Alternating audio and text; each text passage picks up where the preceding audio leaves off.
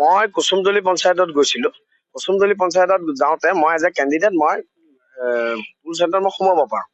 মোক কংগ্ৰেছৰ দুজন সদস্য, এজন হাৰুণ ৰছিদ আৰু এটা চেণ্টাৰত কিবা আহমেদ বুলি, সিহঁতে মোক কোৱেশ্যন কৰিছে মানে মোক হাৰুণ ৰছিদে মোক কৰিবলৈ আহিছে। হাৰুণ ৰছিদ বোলাজনে মোক এটাক কৰিবলৈ আহিছে। কৰিবলৈ যেতিয়া আহিছে লগে লগে আমাৰ আছিল পুলিচ আছিলে, কাৰণ আগতে হয় কি এনেকে নো এন্ট্ৰি কৰি দিয়ে কংগ্ৰেছৰ মানুহে ৰখিব লৈছে। বিপক্ষ দলৰ মানুহক পুলিং চেণ্টাৰত যাব নিদিয়ে, নো এন্ট্ৰি থাকে। এইবাৰতো নো এন্ট্ৰি নহয়, এইবাৰতো পুৰা free and fair election. Free and fair election হোৱাতে মই আগতে কৈছো 2011 2016 আমি জিকিলোহেঁতেন। এইবাৰ ফ্ৰী এণ্ড ফেয়াৰ ইলেকশ্যন হৈছে, আমাৰ সদস্য সকলোতে যাব পাৰিছে, সকলোতে আমাৰ পুলিং এজেণ্ট আছে, সকলোতে আমাৰ টেবুল বহিছে। গতিকে এইবাৰ খুব শান্তিপূৰ্ণ নিৰ্বাচন হৈছে, প্ৰশাসনৰ ওপৰত আমাৰ বিশ্বাস আছে আৰু এইবাৰ আমি বিপুল 100%। এজন কিবা মই নামৰ সৈতে কৈছো হাৰুণ ৰছিদ এজন মোক তাৰ সদস্যই কৈছে, আৰু এজন কিবা আহমেদ, তেওঁ মোক পুলিং চেণ্টাৰ মই যেতিয়া সোমাইছো প্ৰিজাইডিং অফিচাৰৰ সন্মুখতে মোক কোৱেশ্যন কৰিছে এওঁ কেনেকে সোমাব বুলি কৈ মোলৈ মাৰি আছে। মোলৈ চোচা মাৰি আহোঁতে মই হাতখন মানে অলপ হেৰি কৰিব লগা হৈছে। আৰক্ষী আছিল মোৰ সদস্য। এজনকতো ধৰিছে বুলি শুনিছো, আন এজনৰ এগেইনষ্টত আমি কৰিছো। গতিকে এইবাৰ সেইবোৰ নাখাটিব। গব্বৰ সিঙৰ, ৰকিবুল হুছেইন ডাঙৰীয়া যিটো গব্বৰ সিঙৰ ৰাজনীতি কৰিছে বুলি কয়, তেখেতে কয় মানুহক ঘূৰিয়াব লাগে, সাংবাদিকক আক্ৰমণ কৰিব লাগে, এইবোৰ আক্ৰমণটো এবাৰ নহব।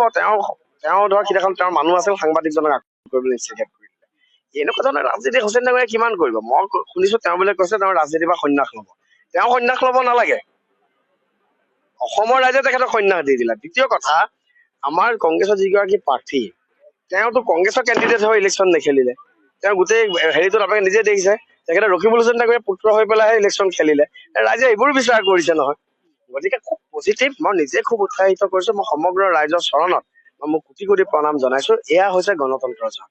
গণতন্ত্ৰত ৰাইজে ৰজা আজি প্ৰমাণ কৰিছে। এইটো কংগ্ৰেছে কৰিছে বুলি মই সুধিলো, মানে ৰকিবুল হুছেইন ডাঙৰীয়া এতিয়া কি কৰে, নিজৰ পুত্ৰৰ গাড়ীও কংগ্ৰেছৰ সদস্যৰ সৈতে ভঙাইছে। তাৰপিছত আহি পেলাই এইটো ব্লেম দি পেলাই কৰিছে।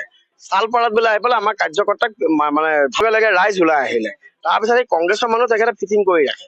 এই কংগ্ৰেছৰ মানুহে ফিটিং কৰি পেলাই এইটো বিজেপিৰ ওপৰত ব্লেম দিয়ে। তেওঁ চব ধৰণৰ ৰাজনীতি কৰে। ৰাজনীতিক হিংসা কেনেকে প্ৰয়োগ কৰিব লাগে সেইটোত তেখেত মাষ্টাৰ ডিগ্ৰী আছে, তেখেতৰ PhD আছে। কেতিয়াবা যদি হুছেইন ডাঙৰীয়াই PhD ল'ব লাগে, তেখেতে এই পলিটিকেল ভায়োলেন্সৰ ওপৰত তেখেতে PhD ল'ব লাগে। কাৰণ চাওক, গোটেই অসমত ক'তো নহয়, চামগুৰিতে তেখেতে সূত্ৰপাত কৰিছে। ইয়াৰ জনক আছিল ৰকিবুল হুছেইন ডাঙৰীয়া। মোতকে আপোনালোকে এইটো কথা বেছি জানে। ৰাজনীতিত হিংসা কোনে প্ৰয়োগ কৰে, বিপুৰঞ্জন শৰ্মাতকে আমাৰ সন্মানীয় সংবাদ মাধ্যমৰ প্ৰতিনিধিয়ে বেছিকে জানে। তেখেতৰ ট্ৰেক ৰেকৰ্ড আছে। গতিকে এইবোৰ এতিয়া চকু পানী টুকি তেখেতৰ লাভ নাই।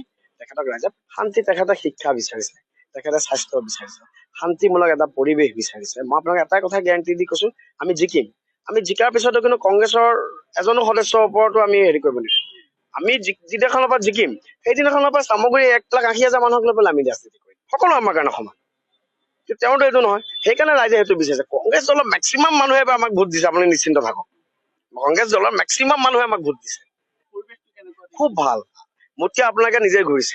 আপোনালোকে যদি আগতে আপোনালোকে 21ত কভাৰেজ কৰিছে, 19ত কভাৰেজ, 16ত কভাৰেজ কৰিছে, আপোনালোকে নিজে জানো দেখা নাই পৰিৱেশৰ ভিন্নতা। ৰাইজৰ আশীৰ্বাদ আমাৰ লগত আছে।